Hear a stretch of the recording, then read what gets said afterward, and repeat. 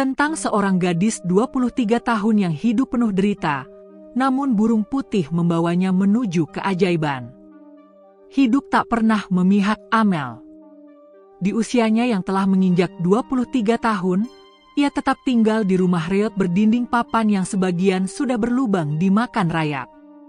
Genting bocor, lantai retak, dan suara angin malam yang selalu masuk dari celah-celah dinding telah menjadi teman hariannya. Rumah itu berdiri di pinggir desa kecil yang mulai banyak ditinggalkan penghuninya karena tak ada kemajuan, tak ada pekerjaan, dan tak ada masa depan. Amel bukan anak kecil lagi. Namun kehidupan yang ia jalani membuatnya terlihat lebih tua dari usianya. Wajahnya pucat, matanya sayu, tubuhnya kurus. Rambut panjangnya sering hanya diikat asal, dan pakaian yang ia kenakan selalu sama dari hari ke hari. Bukan karena ia tak mau merawat diri, tapi karena tak ada yang bisa ia rawat dari dirinya sendiri. Tak ada waktu, tak ada uang, bahkan cermin pun tak ada di rumahnya. Kedua orang tuanya meninggal ketika ia baru kelas 2 SMP. Mereka pergi dalam kecelakaan tragis saat akan menghadiri pengajian keluarga. Sejak hari itu, hidup Amel berubah total. Ia menjadi anak yatim piatu, tanpa saudara, tanpa pelindung, dan tanpa siapapun yang benar-benar peduli. Awalnya beberapa tetangga sempat membantu, memberi makan dan memeluknya saat menangis. Tapi manusia punya batas rasa kasihan. Setelah beberapa bulan, semuanya kembali sibuk dengan hidup masing-masing. Bahkan, ada pula yang mulai menjauhi Amel. Mereka percaya tahayul bahwa Amel adalah pembawa sial. Sejak kepergian orang tuanya, ada beberapa peristiwa aneh yang menimpa desa. Hujan besar menyebabkan banjir, hasil panen menurun, dan seorang tokoh desa mendadak lumpuh. Semua itu seolah-olah dihubungkan dengan keberadaan Amel. "Aku tidak pernah meminta dilahirkan seperti ini," bisik Amel pelan pada dirinya sendiri, duduk di beranda rumah sambil menatap langit sore yang mulai meredup. Setiap pagi, ia akan berjalan menyusuri jalanan berdebu menuju warung-warung kecil, menawarkan tenaganya untuk mencuci piring atau menyapu halaman. Upahnya, kadang hanya nasi dan sayur sisa. Kadang cuma ucapan terima kasih. Pernah pula, ia hanya mendapat caci maki. "Dasar anak miskin." Kotoran piring ini malah makin nempel, teriak seorang pemilik warung, melemparkan sabun ke arah Amel. Ia hanya diam, mengambil sabun itu, dan lanjut mencuci dengan hati yang remuk. Pernah sekali waktu, ia mencoba melamar kerja di pabrik kecil di kota. Tapi ketika melihat penampilannya, petugas langsung menolaknya. "Kami tidak butuh peminta-minta," kata mereka. Padahal Amel membawa ijazah SMA dengan nilai yang tak buruk. Ia hanya kurang gizi, bukan kurang otak. Tahun-tahun berlalu, dan hidup Amel tak berubah. Satu-satunya teman setianya adalah buku-buku tua warisan ayahnya yang kini sudah robek dan menguning.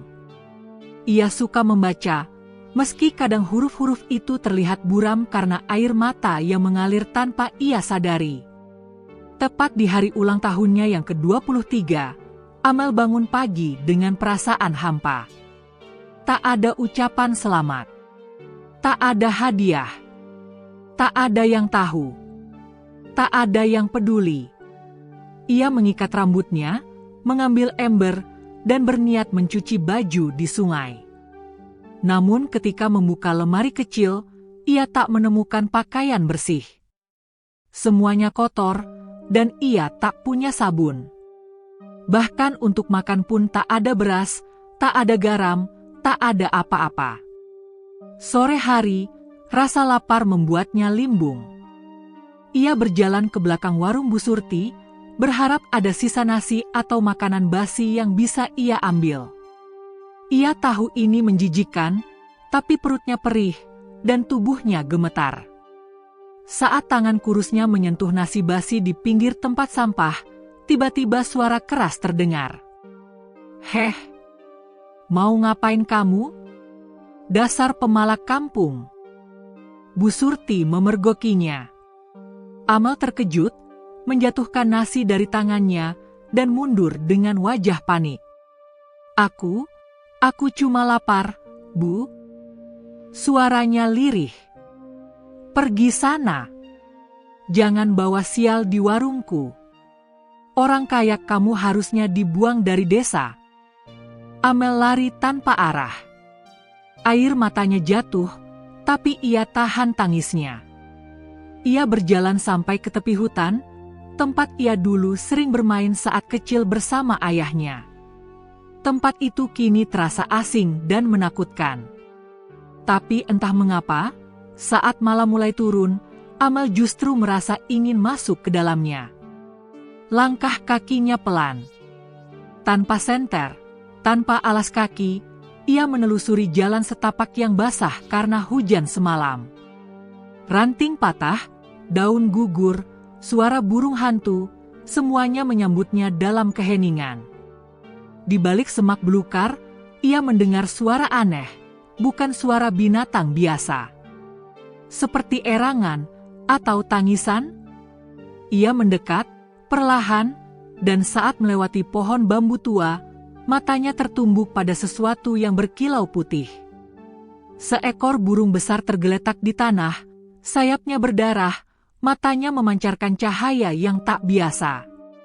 Bulu-bulunya putih bersih meski sebagian basah terkena embun. Burung itu tak bergerak, namun matanya menatap lurus ke arah Amel, seolah meminta tolong. Amel terpaku.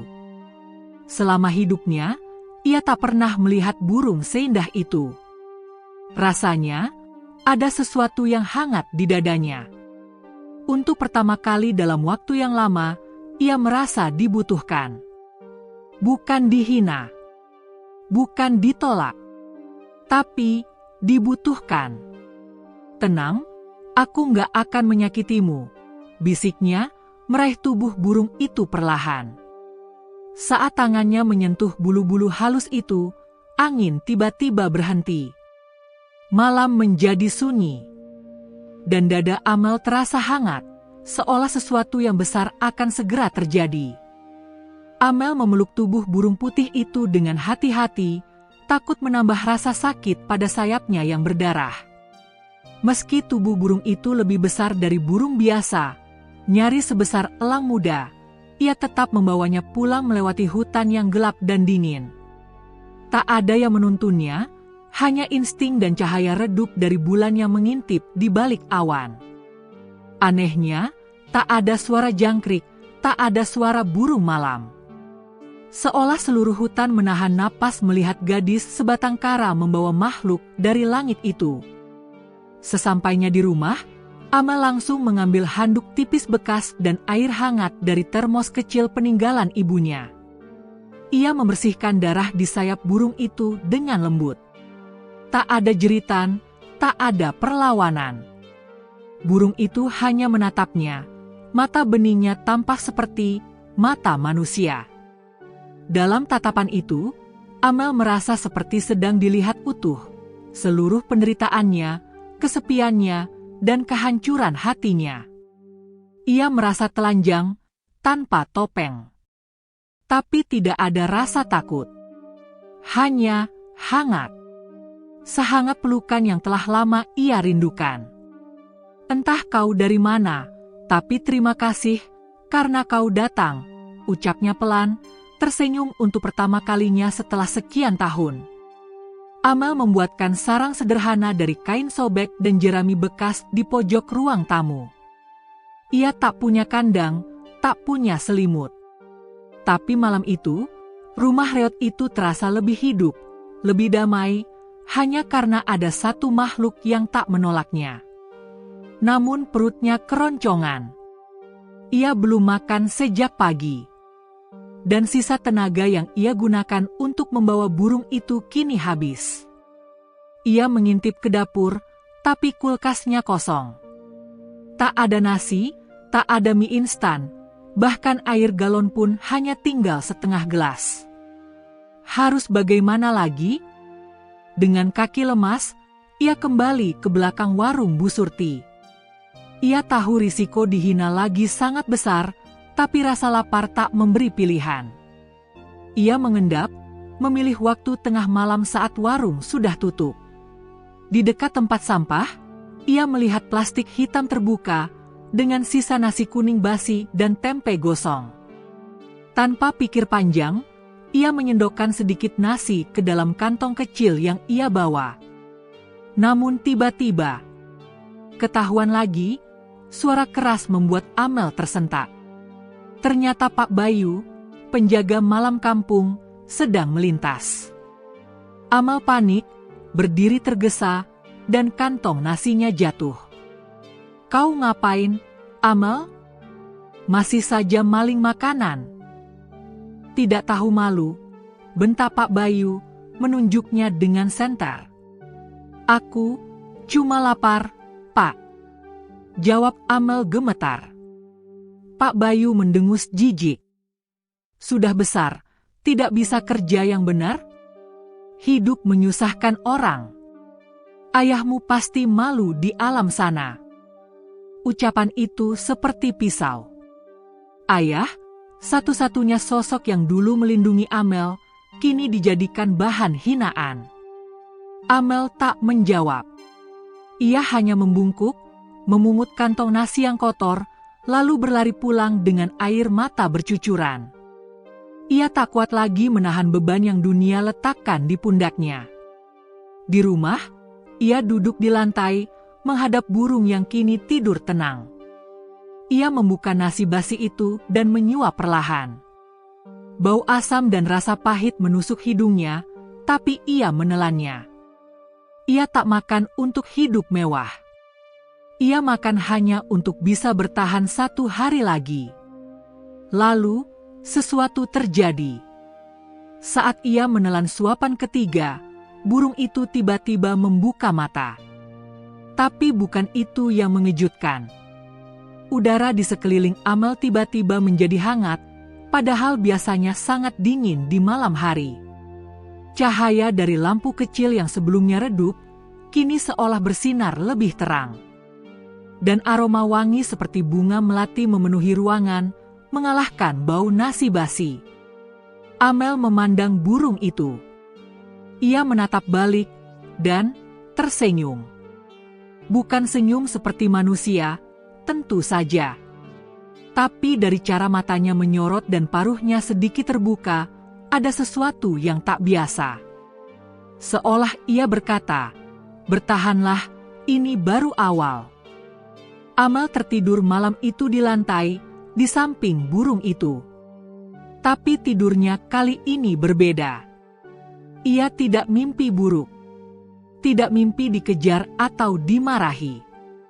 Ia justru terbang tinggi bersama burung putih itu melewati awan, gunung, dan samudra.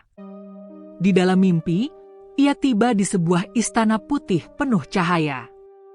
Orang-orang berpakaian bersih berjejer, menyambutnya seperti seorang ratu. Ia bingung, tapi tenang. Di tengah ruangan, seorang lelaki tua berjanggut putih duduk di kursi emas. "Amel, anakku," suara lelaki itu menggetarkan seluruh ruangan. "Kau telah cukup menderita. Kau telah melewati ujian dengan sabar. Burung itu adalah utusan. Dia akan menuntunmu menuju kehidupan yang baru." Amel ingin bertanya, tapi sebelum sempat membuka mulut, cahaya dari sekelilingnya menghilang dan ia terbangun. Ia terbangun dalam peluh, jantungnya berdetak kencang. Ia menatap burung putih itu, dan burung itu masih di sana, memandangnya dengan damai. Tak berkata apa-apa, tapi keberadaannya seperti berbicara lebih dari 1000 kata. Di luar, matahari mulai terbit. Cahaya jingga menyelinap masuk lewat celah dinding rumah. Suara ayam jantan terdengar dari kejauhan. Tapi pagi itu berbeda. Ada harapan yang belum pernah Amel rasakan sebelumnya. Ia tidak tahu kemana hidupnya akan dibawa. Tapi untuk pertama kalinya dalam hidup, ia tak merasa sendirian. Dan mungkin itu cukup. Pagi itu, sinar matahari menyelinap pelan di sela-sela dinding rumah Amel yang reot. Angin bertiup lembut membawa bau rumput basah dan aroma tanah pagi. Biasanya, pagi-pagi seperti ini membuat Amel gelisah. Ia harus segera keluar, mencari pekerjaan kasar atau makanan sisa agar bisa bertahan hidup. Tapi pagi itu berbeda. Ia bangun dengan tubuh ringan, seperti baru pulang dari tempat yang damai. Ia menatap sekeliling, lalu terkejut saat melihat burung putih itu berdiri di ujung ruangan, di atas kursi reot peninggalan ibunya. Burung itu sudah membuka sayapnya sedikit, meski luka di salah satu sisinya masih tampak merah. Tatapan matanya tajam, namun damai. Menenangkan. Selamat pagi, gumam Amel pelan, walau tahu burung itu takkan menjawab. Namun anehnya, burung itu menundukkan kepala, seolah memahami ucapannya. Ia tak berkicau, tapi kehadirannya membawa rasa tentram yang Amel tak pernah rasakan bahkan saat dipeluk ibu di masa kecil. Ada sesuatu pada makhluk ini, bukan hanya keindahan, tetapi sesuatu yang suci. Amel membersihkan luka di sayapnya pelan-pelan. Ketika tangannya menyentuh bulu halus itu, tiba-tiba terdengar suara samar di dalam pikirannya. Bukan suara keras, tapi seperti bisikan jauh, lembut, namun jelas. Kau kuat, Amel. Bertahanlah sedikit lagi. Amel langsung menengok ke sekeliling.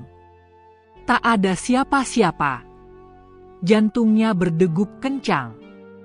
Ia menatap burung itu. Tapi burung itu hanya menatapnya seperti biasa. Apa itu suara? Kau? Tanyanya lirih, nyaris tak percaya pada dirinya sendiri. Burung itu tidak menjawab, tapi matanya seperti tersenyum. Amel menggeleng, mencoba berpikir logis.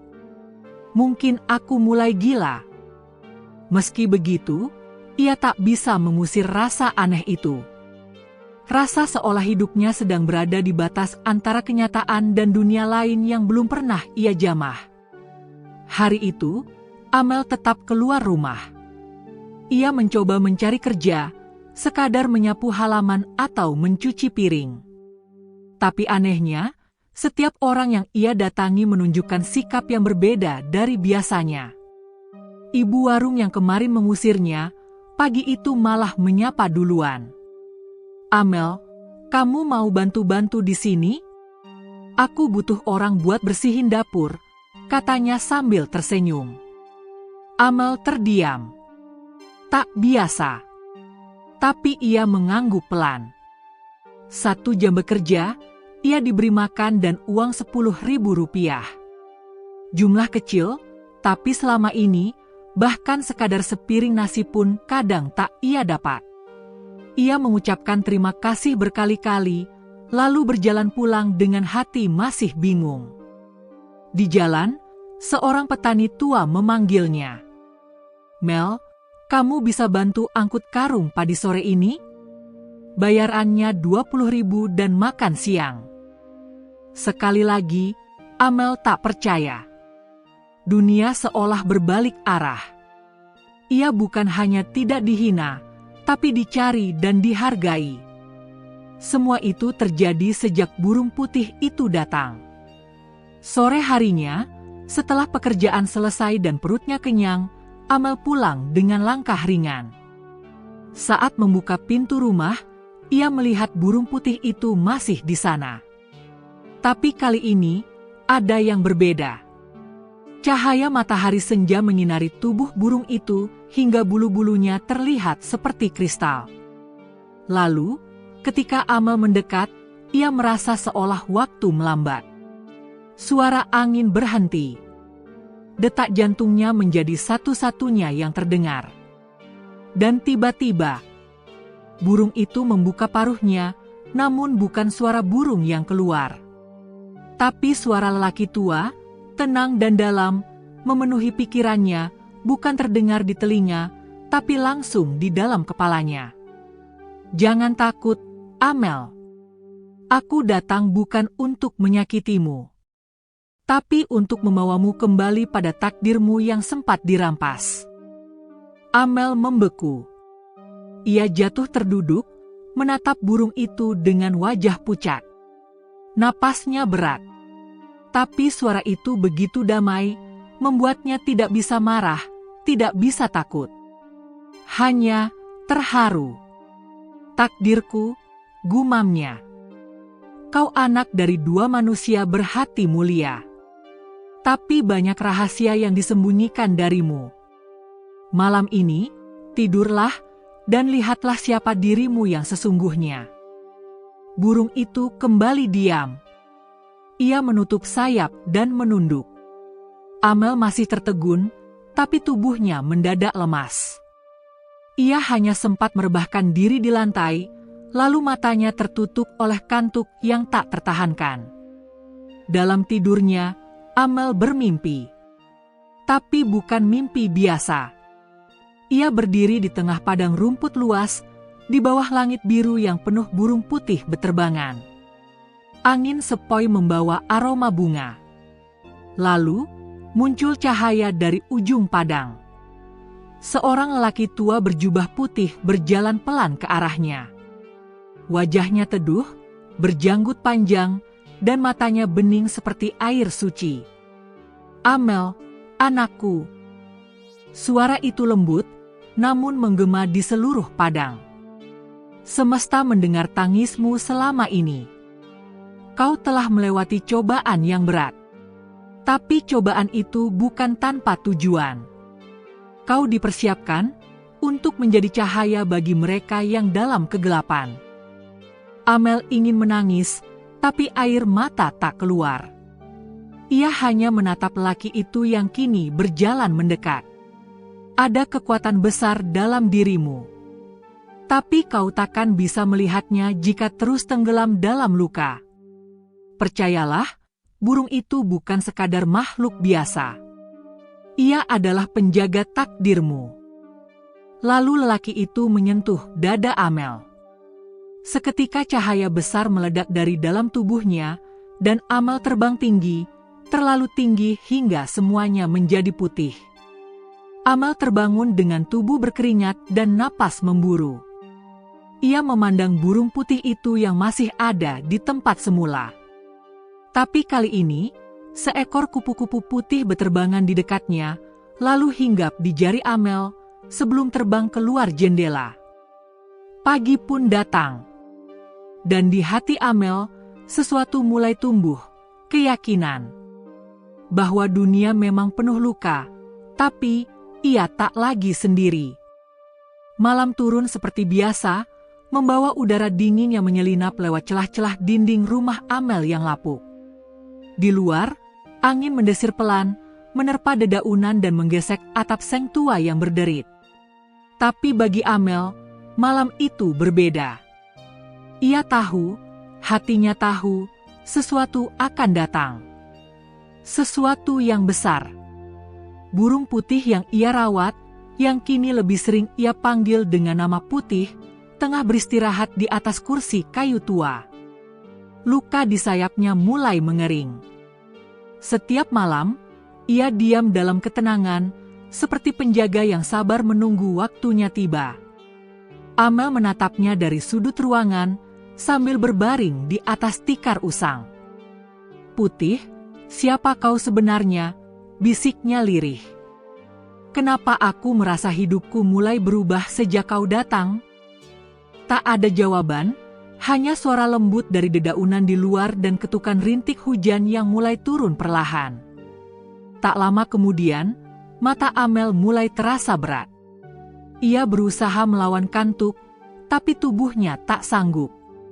Seolah ada kekuatan tak terlihat yang menyelimuti dirinya dalam pelukan lembut, membawa pikirannya ke dunia yang lain.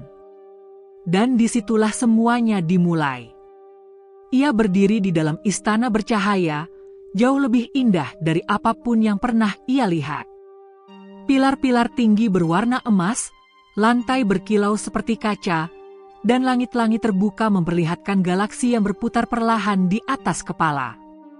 Di sekelilingnya, ribuan burung putih beterbangan dalam keheningan agung. Amel mengenakan gaun putih panjang. Tangannya dihiasi gelang emas tipis. Rambutnya terurai dengan mahkota bunga melati. Ia merasa aneh, tapi damai. Seolah semua luka di dalam dirinya tak pernah ada. Tiba-tiba dari kejauhan, seseorang berjalan mendekat. Lelaki tua berjubah putih, orang yang sama dari mimpi sebelumnya, kini datang membawa tongkat bercahaya. Senyumnya dalam, hangat. "Selamat datang kembali, Amel," ucapnya dengan suara yang mengalun seperti nyanyian air. "Mimpi ini bukan sekadar bunga tidur. Ini adalah jalan pulangmu." "Jalan pulang?"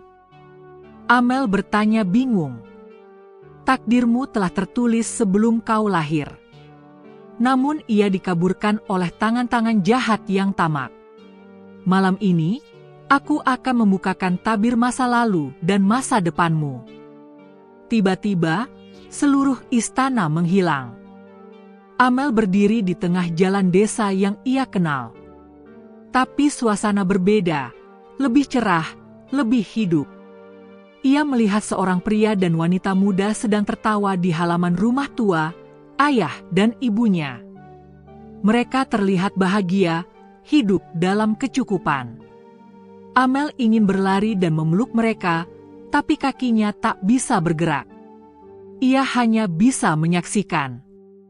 "Ayahmu, Prasetya, adalah orang yang paling dermawan di desa ini.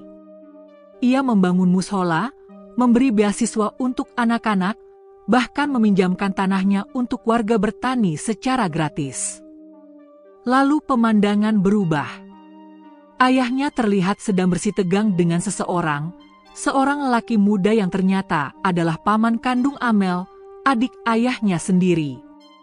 Namun, kebaikan sering jadi sasaran pengkhianatan.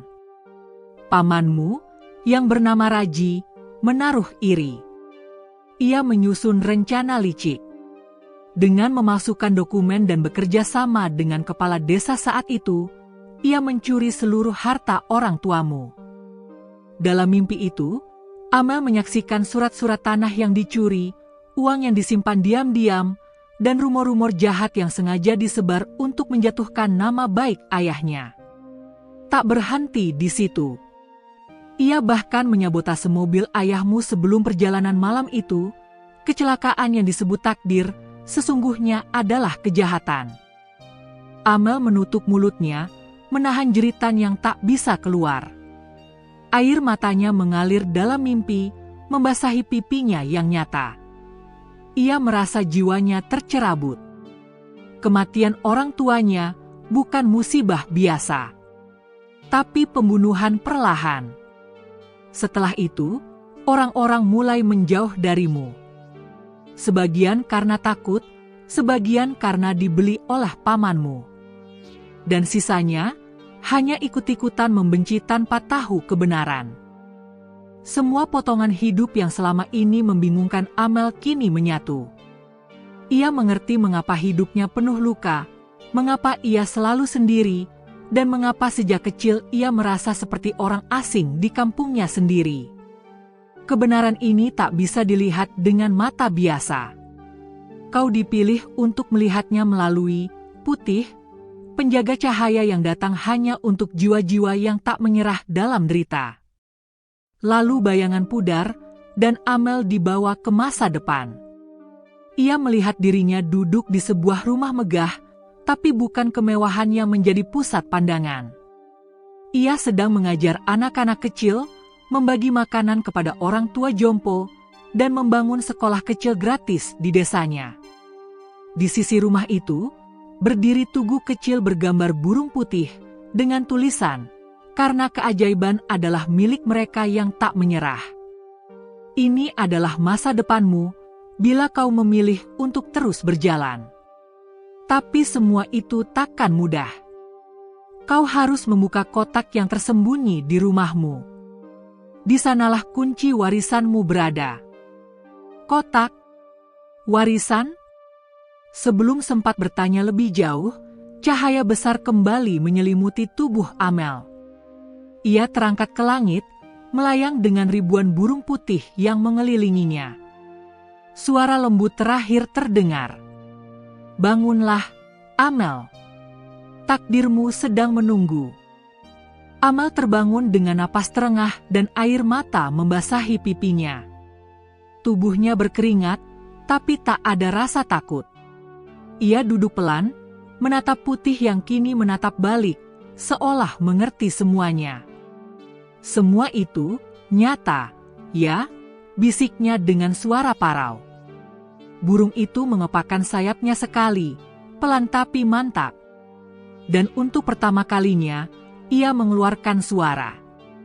Bukan kicau biasa, tapi seperti denting lonceng dari kejauhan. Lembut, suci, dan menggetarkan dada. Amel berdiri, mengambil senter, dan berjalan ke sudut rumah. Di bawah papan kayu lantai ruang tamu, ia mulai mengetuk dan mengangkat satu persatu papan yang goyah. Dan di sanalah ia melihatnya, sebuah kotak kayu tua berdebu, terkunci rapat dengan gembok besi karatan. Tangannya gemetar, tapi jantungnya yakin. Di dalam kotak itu, hidupnya akan mulai berubah. Pagi masih basah oleh embun ketika Amel memandangi kotak tua yang baru saja ia temukan di bawah lantai rumahnya. Kayunya retak-retak, berdebu, dan terikat gembok berkarat yang tampak tak pernah dibuka selama puluhan tahun. Tapi meski tampak rapuh, kotak itu memancarkan aura yang aneh, hangat, misterius, dan seolah menunggu untuk dibuka oleh tangan yang tepat. Putih, si burung putih, masih duduk tenang di sudut ruangan. Ia menatap Amel tanpa suara, hanya dengan mata yang teduh namun penuh kekuatan. Entah bagaimana, Amel merasa tak sendiri. Seolah setiap langkahnya kini disaksikan oleh semesta. Dengan tangan gemetar, Amel mengambil palu kecil dari pojok dapur dan perlahan memukul gembok berkarat itu. 2 kali pukulan, gembok tak bergerak.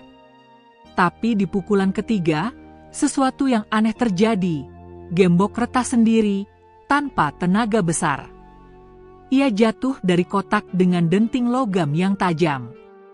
Amel menelan ludah. Ia membuka tutup kotak perlahan. Di dalamnya, tersimpan seikat dokumen, foto lawas orang tuanya, dan sebuah amplop putih yang ditutup lilin merah dengan segel ukiran berbentuk burung, persis seperti bentuk putih. Amel mengambil dokumen-dokumen itu. Ada sertifikat tanah, buku tabungan atas nama ayahnya, dan lembar-lembar surat perjanjian yang ia tak pahami seluruhnya. Tapi satu hal pasti, semuanya menunjukkan bahwa ayahnya adalah pemilik sah dari sebagian besar lahan pertanian di desa ini.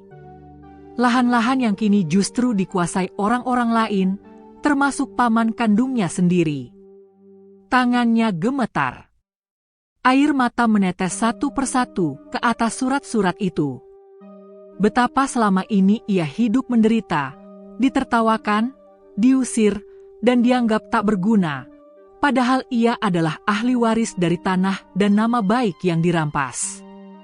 Amel membuka amplop putih yang segelnya sudah mulai rapuh.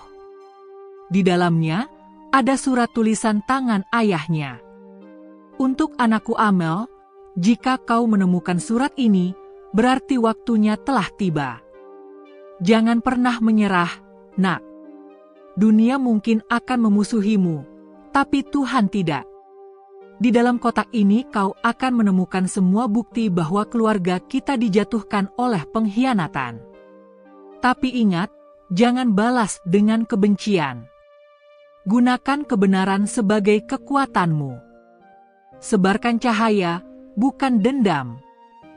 Amel menutup surat itu sambil menangis. Kali ini bukan karena sedih, tapi karena hatinya perlahan seperti diperbaiki. Luka-luka dalam dirinya yang bertahun-tahun menganga, perlahan dijahit kembali oleh kata-kata seorang ayah yang bahkan dari alam sana masih berusaha melindunginya. Hari itu, Amel tidak keluar mencari kerja seperti biasa. Ia menghabiskan waktu membaca dan memahami setiap dokumen. Ia menemukan peta tanah, bukti transfer bank, dan bahkan surat jual beli tanah palsu yang sudah diketik rapi. Tapi masih ada coretan tangan ayahnya yang membuktikan bahwa surat itu direkayasa. Menjelang sore, datang suara ketukan dari luar rumah. Amel tertegun. Tak ada yang pernah datang ke rumahnya, apalagi dengan sopan. Ia berjalan pelan ke pintu dan membukanya. Di hadapannya berdiri seorang pria tua, Pak Harjo, mantan sahabat ayahnya yang sudah lama menghilang dari desa. "Amel?" tanyanya ragu. Amel mengangguk. "Maaf mendadak, aku cuma lewat dan..." Namun pria tua itu berhenti bicara ketika melihat burung putih di dalam rumah. Matanya membelalak. "Itu, burung putih, itu benar-benar nyata?" Amel bingung. "Pak Harjo kenal burung ini?" Pak Harjo masuk perlahan, wajahnya berubah pucat. "Dulu, ayahmu pernah bercerita. Dia bilang, jika suatu hari burung putih datang pada keluarga kita, itu tandanya Tuhan mengirimkan penunjuk jalan. Burung itu hanya muncul untuk jiwa yang diuji dengan derita, tapi tetap menjaga kesucian hatinya." Amel tercekat. Kata-kata Pak Harjo seperti meneguhkan semua yang selama ini hanya ia anggap mimpi. Pak Harjo pun akhirnya duduk dan membuka cerita masa lalu. Tentang bagaimana paman Amel, Raji, memanipulasi seluruh administrasi keluarga, bekerja sama dengan kepala desa saat itu, bahkan menyuap saksi untuk membenarkan dokumen palsu. Ia tahu semuanya, tapi dulu tak berani bicara karena diancam. "Tapi sekarang, aku sudah tua, Mel. Aku tak bisa bawa dosa ini sampai mati. Jika kau ingin melawan, aku akan bersaksi," ujarnya lirih. Amel menggenggam tangan Pak Harjo dengan mata berkaca-kaca. Malam harinya, Putih mulai bersuara kembali. Tapi bukan dengan paruhnya. Suaranya tetap muncul di dalam pikiran Amel, lembut dan menembus hati. "Kebenaran telah bangkit. Tapi jalanmu belum selesai. Esok, pergilah ke kantor desa. Serahkan bukti-bukti itu. Dunia akan mencoba membungkammu, tapi langit bersamamu." Dan malam itu, Amel tidur lebih tenang. Untuk pertama kali dalam hidupnya, ia punya alasan untuk percaya bahwa Tuhan tidak meninggalkannya. Ia bukan kutukan. Ia bukan pembawa sial. Ia adalah cahaya yang ditutup paksa. Keesokan paginya, Amel mengenakan baju terbaik yang ia miliki, walau masih sederhana dan sudah usang. Ia membawa semua dokumen dan surat ke kantor desa. Di sana, orang-orang mulai memandangnya lain. Bukan hinaan, tapi bisik-bisik penasaran. Kenapa Amel datang ke balai desa dengan wajah tenang dan langkah tegap? Kepala desa, Pak Darsan, yang dulu sangat dekat dengan pamannya, mencoba menyambutnya dengan senyum sinis. "Wah, Amel, ada angin apa?"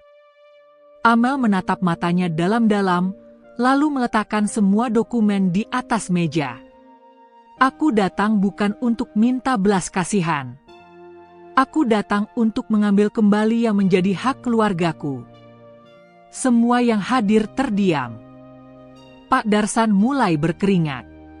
Dan Putih, entah dari mana datangnya, tiba-tiba muncul di jendela luar, mengepakkan sayap sekali, dan seluruh ruangan terasa hening. Amel berdiri. Tak gentar. Dan untuk pertama kalinya, orang-orang mulai melihat siapa dirinya sebenarnya. Setelah pertemuannya dengan kepala desa, nama Amel kembali terdengar di seluruh penjuru desa. Bukan lagi sebagai gadis miskin yang hidup dari sisa makanan dan tatapan iba, melainkan sebagai pewaris sah dari tanah-tanah pertanian luas yang telah dikuasai secara curang selama bertahun-tahun. Banyak warga terkejut. Beberapa mulai menghormati. Namun ada pula yang mencibir, terutama mereka yang selama ini mendapat keuntungan dari ketidakberdayaan Amel. Tapi yang paling panik adalah Raji, paman kandung Amel. Sore itu, Raji duduk di teras rumah besarnya yang menghadap sawah yang dulunya milik ayah Amel. Tangannya menggenggam gelas teh, tapi tak sedikit pun disentuh. Keningnya berkerut, wajahnya pucat. Seorang anak buahnya, yang dulu bekerja sebagai pengurus tanah, baru saja melapor bahwa Amel datang ke balai desa dengan dokumen asli warisan. Mustahil. Harusnya dokumen itu hilang. Aku sendiri yang kubur di bawah pohon jambu belakang rumah tua itu. Raji menggeram. Anak buahnya menunduk. Tapi gadis itu datang dengan saksi juga. Pak Harjo. Katanya dia siap bersumpah. Raji membanting gelasnya hingga pecah. Pak Harjo. Tua bangka munafik. Dulu dia diam, sekarang sok suci. Ia bangkit dari duduknya dan berjalan mondar-mandir. Napasnya mulai tak teratur. Semua yang ia bangun, rumah mewah, mobil, kekuasaan di desa, berasal dari apa yang ia curi dari kakaknya sendiri. Jika semua ini terbongkar, bukan hanya hartanya yang hilang. Nama baiknya pun akan jatuh, dan mungkin ia akan dipenjara. Dia tak boleh bicara, dia harus diam, gumamnya penuh amarah. Malam itu juga, ia mengirim 2 orang bayaran ke rumah Amel dengan niat buruk, mengambil kembali dokumen yang bisa menghancurkannya. Di sisi lain, malam itu Amel duduk di dekat jendela rumahnya bersama Putih. Hujan turun perlahan, menciptakan irama alami yang menenangkan. Meskipun ia tahu bahwa tindakannya akan menimbulkan reaksi, Amel tidak gentar. Ia tahu, ini bukan soal harta. Ini soal harga diri, keadilan, dan warisan cinta orang tuanya. Tiba-tiba, Putih menegang. Matanya menatap lurus ke pintu. Bulu-bulunya mengembang. Amel merasa hawa di ruangan berubah. Udara menjadi dingin dan sunyi mencekam. Lalu, brak. Pintu rumahnya dihantam keras dari luar. Sekali. 2 kali. 3 kali. Amel berdiri, jantungnya berdetak cepat. Siapa? Tak ada jawaban. Tapi pintu didobrak semakin keras. Putih terbang dan mengepakkan sayapnya di atas kepala Amel. Aneh, cahaya putih dari tubuh burung itu seolah memancar lebih terang malam itu. Dan tiba-tiba, dor. Pintu roboh ke dalam. 2 pria bertopeng masuk. Salah satunya membawa pisau. Yang satu lagi membawa kantong kain besar. Ambil dokumennya. Cepat, kata salah satu pria itu. Amel mundur, tubuhnya gemetar. Tapi sebelum ia sempat berteriak, Putih terbang cepat dan menabrak salah satu dari mereka tepat di wajah. Pria itu terjatuh, terkejut, dan pisau di tangannya terlepas. Burung itu lalu mengepakkan sayapnya ke arah satu lagi, dan dari ujung bulu-bulunya muncul kilau cahaya, seperti pecahan bintang, yang terbang dan menusuk mata para penyerang. Teriak salah satu pria itu, menutup matanya yang panas.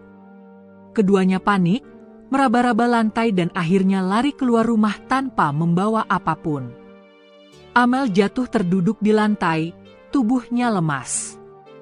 Tapi Putih mendarat di sampingnya, paruhnya menyentuh pipinya, seperti mengatakan, kau aman sekarang." Air mata Amel jatuh, tapi kali ini karena rasa syukur. Ia menatap Putih dengan mata penuh haru. "Kau menyelamatkanku lagi." Keesokan paginya, kabar tentang penyerangan rumah Amel menyebar ke seluruh desa. Tapi yang lebih mengejutkan bukan hanya itu. Salah satu pria bertopeng, yang matanya nyaris buta karena kilau cahaya aneh, ditangkap oleh warga setelah kedapatan bersembunyi di kandang sapi. Saat diinterogasi, pria itu akhirnya mengaku bahwa Raji yang menyuruhnya. Raji dipanggil ke balai desa.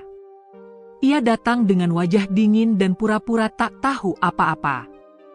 Tapi setelah melihat pria yang menyerangnya memberikan kesaksian dan melihat semua bukti yang Amel bawa, kepala desa mulai ragu.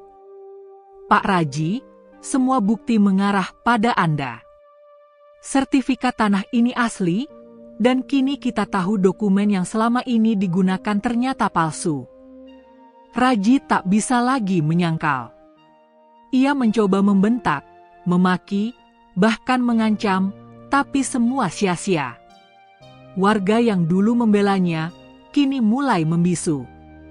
Bahkan beberapa orang perlahan berbalik, mengingat kebaikan almarhum ayah Amel di masa lalu.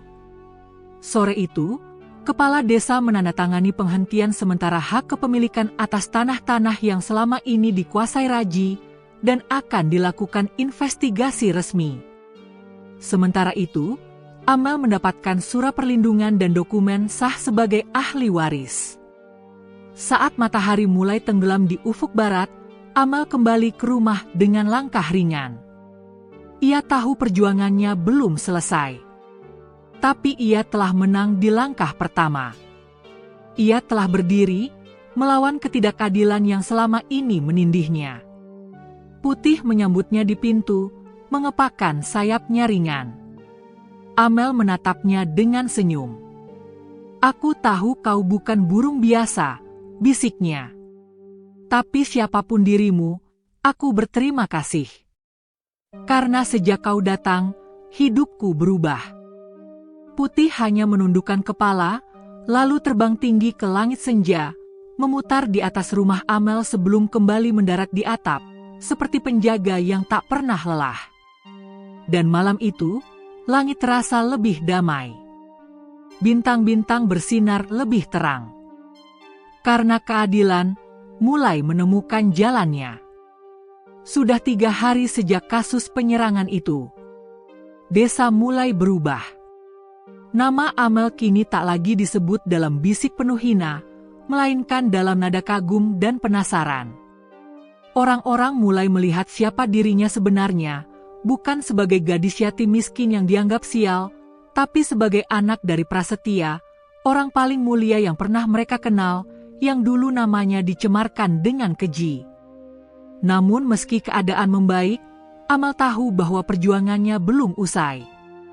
Harta memang bisa direbut kembali dengan bukti, tapi nama baik keluarganya itu lebih sulit diperbaiki. Butuh waktu, butuh pembuktian. Dan di tengah semua itu, Putih tetap berada di sisinya.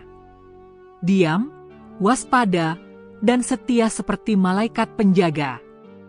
Pagi itu, saat matahari mulai naik dan embun di dedaunan belum sepenuhnya hilang, terdengar suara motor berhenti di depan rumah Amel.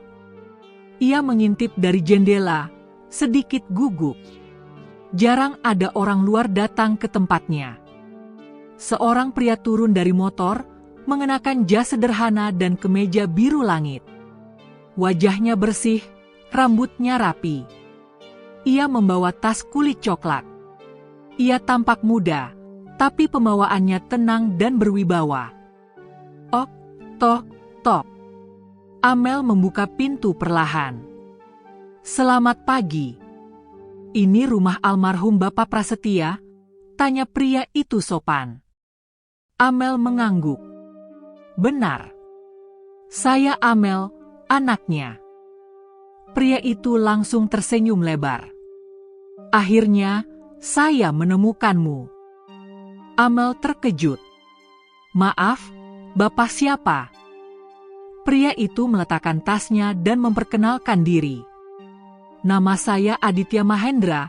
Dulu saya adalah salah satu anak beasiswa yang dibantu oleh ayahmu. Saat ayahmu masih hidup, beliau membiayai saya sekolah hingga lulus kuliah. Saya sekarang bekerja di Dinas Sosial Provinsi. Dan saya datang ke sini karena saya dengar tentang semua yang terjadi." Mata Amel berkaca-kaca. Nama ayahnya disebut dengan hormat, dan bukan oleh warga desa, tapi oleh seseorang yang benar-benar merasakan kebaikannya. Kalau bukan karena beliau, saya mungkin masih jadi pemulung di terminal. Tapi kini saya diberi amanah untuk mengurus program pemberdayaan desa. Dan saya ingin membalas jasa beliau lewat kamu. Amel tak mampu berkata-kata. Mereka berbincang cukup lama. Aditya menceritakan bagaimana ia bertahun-tahun mencari keberadaan keluarga Prasetya, tapi selalu mendapat kabar simpang siur. Baru setelah kasus penyerangan rumah Amel mencuat di media lokal, ia mengenali nama itu dan langsung datang. "Saya dengar kamu masih tinggal di rumah tua peninggalan beliau. Rumah itu mungkin lapuk, tapi tanah di bawahnya adalah tempat yang dulu penuh mimpi," kata Aditya. Amel mengangguk pelan. "Saya juga baru tahu semua warisan dan sejarah ayah saya setelah burung putih itu datang." Aditya tertegun. "Burung putih?" Amel menunjuk ke arah pojok rumah. Putih sedang bertengger tenang, menatap tamu mereka dengan pandangan damai. Aditya langsung berdiri. Itu burung dari cerita Pak Prasetya. Dia sering bilang padaku, kalau suatu hari ia tak bisa melihat masa depan anaknya, maka burung putih akan mewakili matanya. Saya kira itu cuma kiasan." Putih mengangguk pelan. Suara lembut keluar dari paruhnya, seolah menyapa. Aditya kemudian menyampaikan rencananya. Ia menawarkan bantuan pemerintah untuk memugar rumah Amel, menjadikannya sebagai pusat kegiatan sosial desa, tempat belajar gratis, ruang perpustakaan, dapur umum, dan pelatihan kerja untuk pemuda desa. Tentu, semua akan atas nama keluarga Prasetya.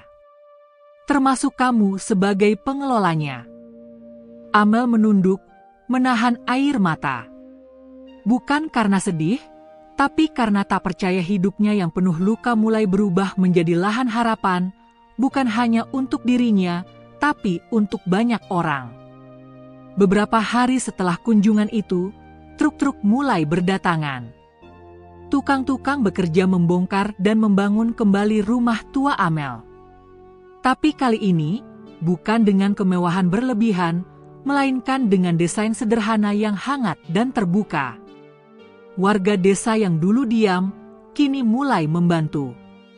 Bahkan Bu Surti, yang dulu mengusir Amel dari belakang warung, datang membawa kue dan nasi bungkus. "Maafkan saya dulu, Mel. Saya nggak tahu. Saya hanya ikut-ikutan," kata orang. Amel tersenyum lembut. "Saya sudah memaafkan sejak lama, Bu. Hidup saya terlalu singkat untuk menyimpan dendam."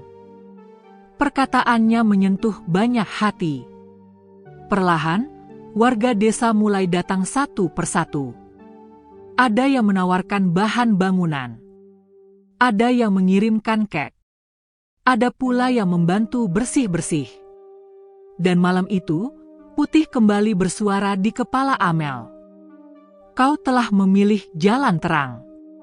Kini sinar itu mulai menerangi sekelilingmu. Tapi ingat, cahaya terbesar lahir dari luka terdalam." Suatu sore, menjelang senja, Amel duduk di tangga rumah barunya yang masih dalam tahap pembangunan. Putih bertengger di pundaknya. Dari kejauhan, anak-anak desa berlarian, tertawa, dan beberapa di antaranya melambai ke arahnya. Aditya kembali datang, kali ini membawa kabar bahwa tanah-tanah yang dulunya milik keluarganya akan dikembalikan secara resmi lewat sidang adat dan surat negara. Semua ini akan menjadi milikmu lagi. Tapi bukan untuk dibanggakan, ya, melainkan untuk digunakan bagi kebaikan lebih besar, katanya sambil tersenyum. Amel mengangguk. Saya tak mau membalas dendam, Mas Adit. Saya hanya ingin membuat ayah saya bangga. Mata Aditya berkaca-kaca. Dan dia pasti sudah sangat bangga, Mel. Sangat. Di atas rumah yang hampir selesai itu, Putih mengepakkan sayapnya, lalu terbang memutar di atas langit desa. Seolah menandai sebuah babak baru, bukan hanya bagi Amel, tapi bagi seluruh tempat yang selama ini terjebak dalam bayang kelam masa lalu. Dan di senja yang temaram itu, Amel tahu satu hal. Masa depan tidak datang sendiri. Ia dijemput oleh keberanian untuk memaafkan dan kekuatan untuk bangkit. Hujan turun rintik-rintik saat pagi perlahan menyapa desa. Rumah Amel yang kini sedang direnovasi hampir rampung. Dindingnya telah berdiri kokoh, halaman mulai dirapikan, dan bangunan yang semula reot kini menjelma jadi rumah harapan bagi banyak orang. Amel sibuk membantu anak-anak menyiapkan ruang belajar sederhana di samping rumah. Tawa riang, suara pena, dan diskusi kecil mulai memenuhi tempat yang dulu hanya berisi sunyi dan tangis. Namun di balik kehangatan itu, gelombang baru sedang datang. Tak semua orang senang melihat perubahan ini. Di kota kabupaten, Raji duduk di dalam kantor pengacara langganannya. Wajahnya pucat namun matanya masih menyimpan bara. Kau yakin bisa menjatuhkannya lewat jalur ini? Tanya Raji sambil mengetuk-metukkan jarinya di meja. Pengacara itu tersenyum kecil. Tentu saja. Kami bisa gugat balik Amel atas pemalsuan dokumen, kalau kita bisa meyakinkan bahwa surat tanah yang dia bawa adalah salinan palsu. Lalu, kita giring opini di media lokal bahwa dia mencuri dan menipu untuk mendapatkan simpati. Tapi itu semua bohong. Tidak penting benar atau tidak, jawab si pengacara datar. Yang penting, kita bangun keraguan publik. Dan ketika masyarakat mulai meragukannya, kita tekan dia lewat jalur hukum. Raji mengangguk. Ia tahu reputasinya hancur di desa, tapi ia belum menyerah.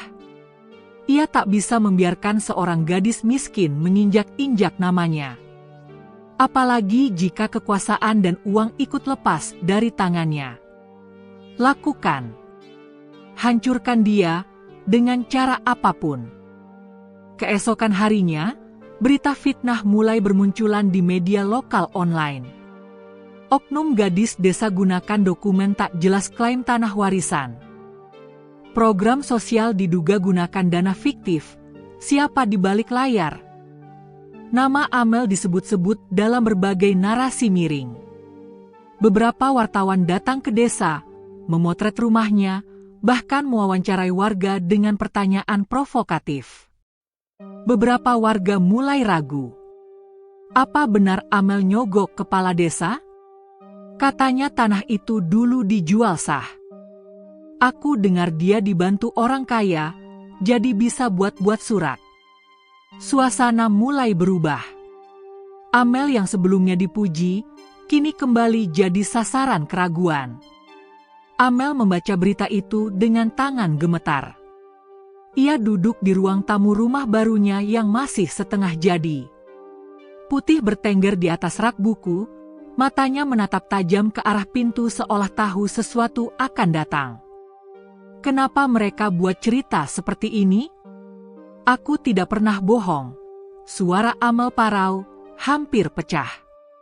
Aditya datang membawa map penuh kertas. Ia menaruhnya di atas meja dengan wajah tegas. Mel, dengar. Ini semua permainan. Aku tahu gaya mereka. Kita harus jawab dengan bukti. Jangan diam, Jangan sembunyi. Amel menunduk. Tapi aku lelah. Setiap kali aku bangkit, selalu ada yang ingin menarikku jatuh lagi. Putih tiba-tiba mengepakkan sayap dan mengeluarkan suara tajam. Cahaya kecil muncul dari tubuhnya, menyebar lembut di ruangan. Rasanya seperti disentuh oleh sesuatu yang suci. Dan tiba-tiba, di dalam kepalanya, terdengar suara.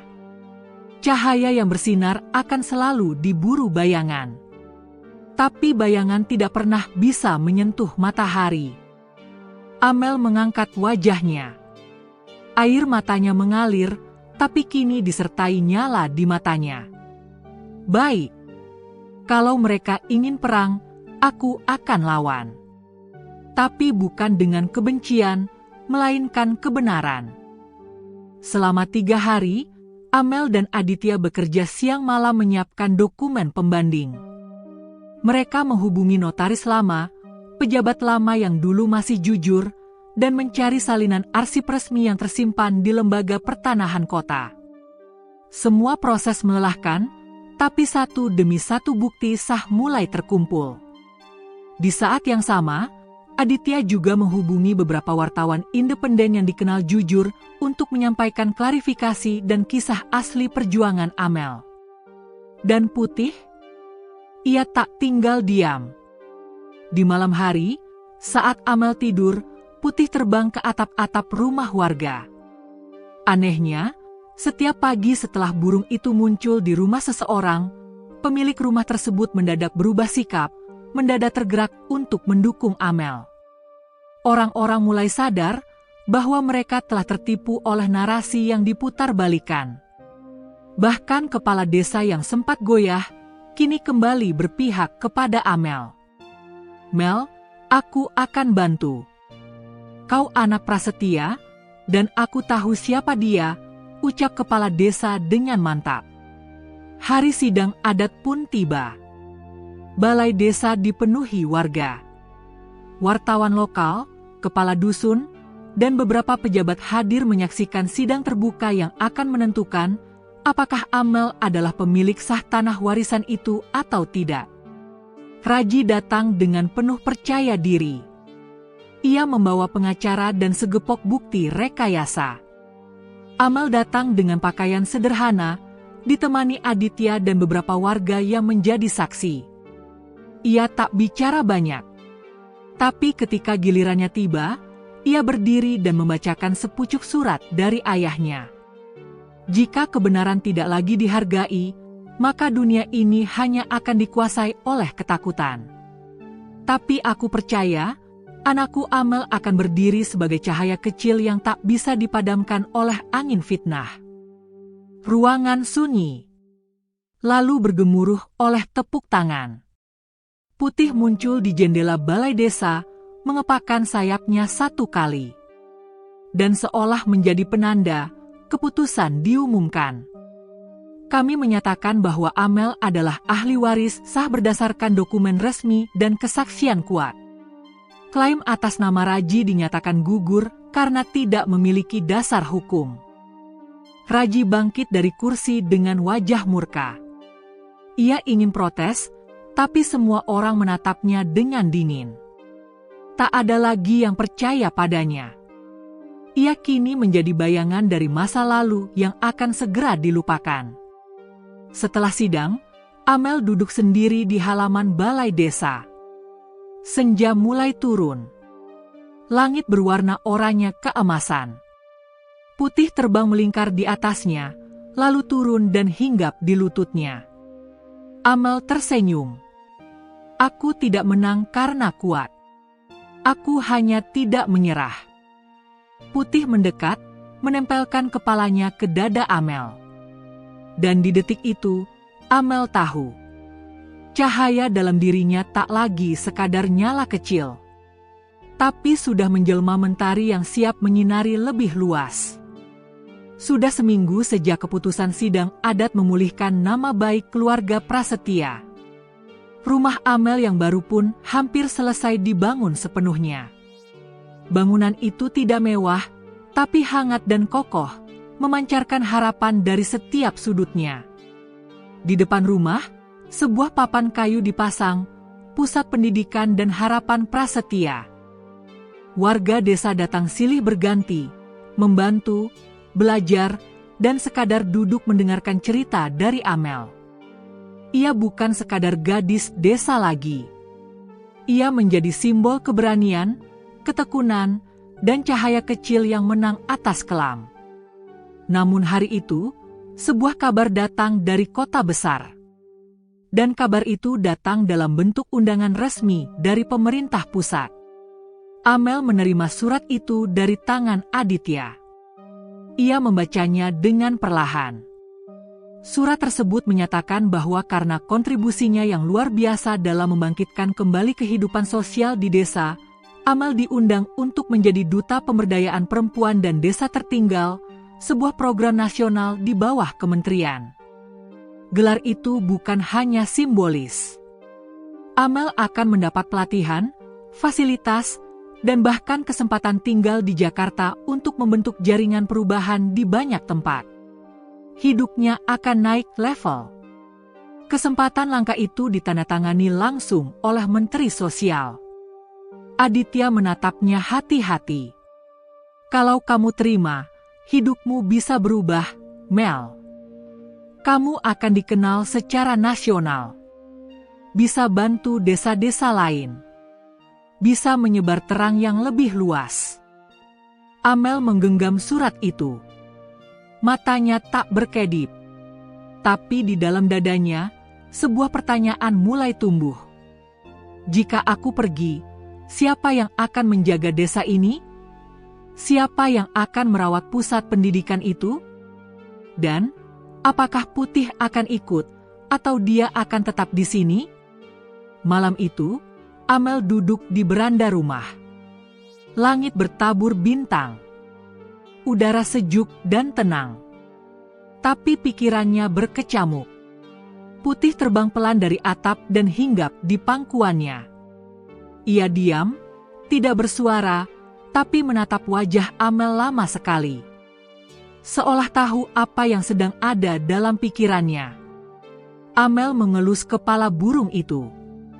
Kau tahu kan, ini kesempatan besar. Tapi, kenapa hatiku terasa berat? Putih menunduk, lalu perlahan mengepakkan sayapnya. Dan untuk pertama kalinya sejak mereka bertemu, Putih bicara dengan suara lembut, bukan hanya dalam pikiran. Karena pilihan terbesar selalu datang bersama luka kecil. Sebab untuk menebar cahaya lebih jauh, kadang kita harus meninggalkan tempat kita menyalakan lilin pertama. Air mata Amel mengalir. Kalau aku pergi, apakah kau akan ikut? Putih tak menjawab. Ia hanya mengepakkan sayapnya, lalu perlahan naik ke udara dan melayang memutar. Di belakangnya, tampak bayangan samar cahaya yang menyerupai elang besar. Keindahan itu menggetarkan hati Amel. Dan saat burung itu kembali turun, ia berkata, "Aku datang bukan untuk tinggal. Aku datang untuk menunjukkan siapa dirimu." Keesokan harinya, Amel mengumpulkan warga desa. Mereka semua hadir, para ibu, anak-anak, para petani, tukang bangunan, bahkan kepala desa. Amel berdiri di tengah lingkaran mereka. Suaranya tenang tapi penuh perasaan. Aku mendapat tawaran untuk menjadi duta pemberdayaan dari pemerintah. Aku akan dilatih, diberi akses, dan diminta membantu desa-desa lain di seluruh Indonesia. Wajah-wajah di depannya mulai berubah. Ada yang senang, ada yang sedih, ada yang takut kehilangan sosok yang telah mengubah banyak hal. Amel melanjutkan, "Aku bingung, jujur saja. Aku ingin terus di sini. Tapi mungkin, aku bisa bantu lebih banyak orang kalau aku pergi." Pak Harjo, pria tua yang dulu bersaksi di sidang adat, melangkah maju dan menggenggam tangan Amel. "Mel, cahaya itu bukan milik satu tempat saja. Kalau kamu punya kesempatan menyalakannya di banyak tempat, maka berangkatlah. Kami di sini akan menjaga lilin yang kau nyalakan. Seorang anak kecil maju ke depan. Ia memeluk kaki Amel. Kakak Amel, nanti kalau jauh, tetap kirim cerita ya. Biar kami tetap belajar. Tangis pelan mulai terdengar di antara kerumunan. Tapi bukan tangis sedih, melainkan haru. Seminggu kemudian, Amel bersiap pergi. Sebuah mobil dari dinas sosial sudah menunggunya di jalan desa. Ia mengenakan pakaian terbaiknya, sederhana, anggun, dan penuh semangat. Di tangannya ada koper kecil. Ia tak membawa banyak. Putih duduk di pagar depan. Ia tidak ikut masuk mobil. Hanya menatap dengan lembut. Amel mendekatinya. Jadi ini perpisahan kita. Putih mengangguk pelan. Tapi lalu menatap ke langit dan berkata, "Aku akan tetap bersamamu dalam bentuk yang tak terlihat. Kau sudah menjadi cahaya. Kau tak lagi butuh penunjuk. Kau adalah penunjuk itu sendiri." Amel memeluk burung itu dengan mata penuh air mata. Dan di saat terakhir, Putih terbang tinggi, sangat tinggi, hingga menghilang di balik cahaya pagi. Tidak ada yang tahu kemana ia pergi. Tapi semua yang pernah melihatnya, tahu bahwa keajaiban itu nyata. Mobil berjalan perlahan. Amel melihat cermin, melihat desa kecil yang selama ini ia perjuangkan mengecil di kejauhan. Tapi di dalam hatinya, ia tahu ia tidak meninggalkan rumah. Rumah itu kini tinggal di dalam dirinya. Dan meski Putih tak lagi di sisinya, Amel tahu satu hal. Ia tidak pernah sendiri. 3 tahun berlalu. Jakarta, pagi hari. Gedung kementerian tampak sibuk seperti biasa. Di dalam sebuah ruang pertemuan, puluhan wajah dari berbagai daerah hadir. Semuanya duduk menyimak sosok perempuan muda yang berdiri di depan, anggun, bersahaja, dan penuh karisma. Itulah Amel Prasetya, kini dikenal sebagai Duta Nasional Pemberdayaan Perempuan dan Desa Tertinggal. Ia tak hanya dikenal karena program-program suksesnya yang telah mengangkat banyak desa dari kemiskinan, tapi juga karena satu hal yang jarang dimiliki oleh pejabat lain, ketulusan. Setiap pidatonya tidak terasa seperti perintah, tapi seperti pelukan. Ia tidak berbicara tentang data semata, melainkan pengalaman hidupnya yang pahit dan penuh luka, yang kini ia ubah menjadi cahaya bagi orang lain. Setelah acara, para peserta berkerumun padanya. Ibu-ibu dari desa terpencil mencium tangannya. Anak-anak muda antre minta tanda tangan. Bahkan wartawan pun hanya bisa memotret tanpa banyak bertanya, karena sinar di mata Amel sudah berbicara lebih banyak daripada kata-kata. Malam harinya, di kamar hotelnya yang sederhana, Amel membuka laptop. Ia menatap foto lama, rumah kayu reot tempat ia dulu tinggal, wajah ayahnya yang kabur dalam ingatan, dan tentu saja Putih. Burung putih yang menjadi awal dari segalanya. Meski kini burung itu tak pernah terlihat lagi, Amel tetap merasa dijaga. Dalam setiap langkah, keputusan, dan mimpi, ia tahu bahwa burung itu masih bersamanya, meski tak kasat mata. Sambil menatap jendela, ia berbisik pelan. "Aku rindu rumah." Dan akhirnya, rindu itu membawanya kembali. Sebulan kemudian, sebuah mobil hitam melaju pelan di jalan kecil desa. Anak-anak kecil mengejar mobil itu sambil tertawa. Mereka tahu siapa yang datang. "Kakak Amel pulang," teriak mereka serentak. Mobil berhenti di depan rumah yang dulu ia tinggali. Kini rumah itu telah menjadi rumah belajar terbesar di kabupaten. Ada perpustakaan kecil, taman baca, dan ruang pelatihan. Tapi semuanya masih dijaga dalam kesederhanaan. Amel turun dari mobil, mengenakan gamis polos dan kerudung putih. Wajahnya bersinar tenang, meski sudah jadi tokoh nasional, ia masih Amel yang dulu. Warga berkumpul. Pak Harjo yang sudah makin renta memeluknya sambil menangis. Anak-anak kecil berebut ingin menyentuh tangannya. "Kakak, Kak Amel, kapan ngajarin kami lagi?" Amel tersenyum. "Hari ini juga. Tapi satu persatu ya, jangan dorong-dorongan." Tawa meledak. Kehangatan menjalar di seluruh halaman.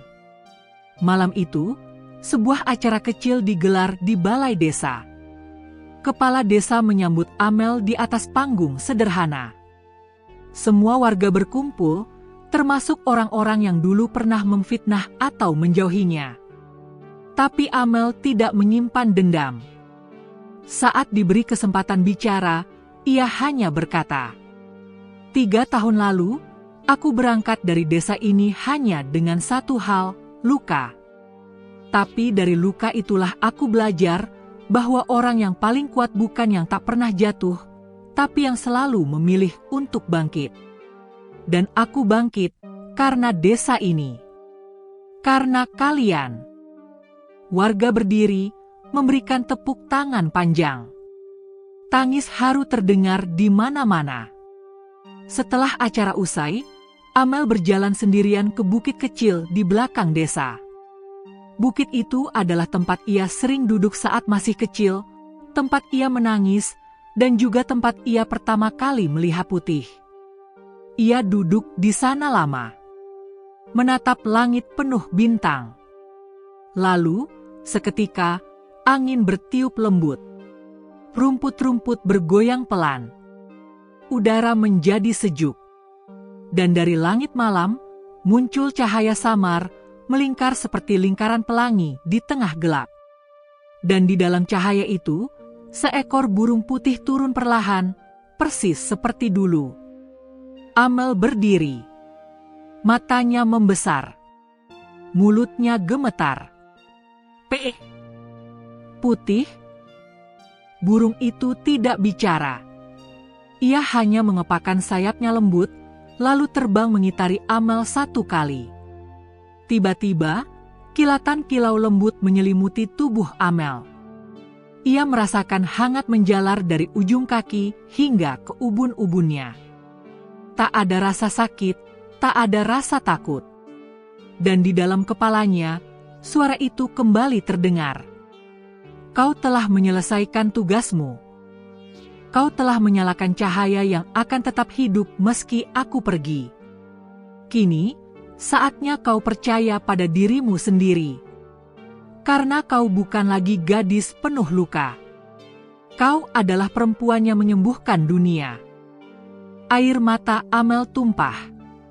Ia ingin memeluk burung itu. Tapi saat ia mengulurkan tangan, Putih perlahan memudar menjadi cahaya dan naik kembali ke langit. Lalu, hilang. Untuk selamanya. Amel berdiri lama di sana. Menatap langit tanpa suara. Tapi senyumnya muncul. Senyum yang lembut, tulus, dan penuh keyakinan. Ia tahu, ia tidak kehilangan Putih. Karena Putih kini hidup di dalam dirinya. Sebagai keberanian, cinta, ketulusan, dan harapan. Tamat.